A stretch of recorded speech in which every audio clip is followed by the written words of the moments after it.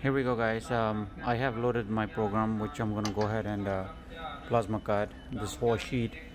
It's a rack for the shovels and whatever the hand tools we have in the shop.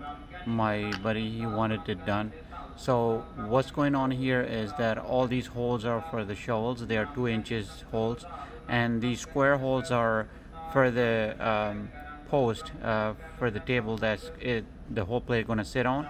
So I'm gonna go ahead and cut these out because I want everything to be straight. These be 2 plates, one for the top, one for the bottom. So what I want to do is have them really aligned in.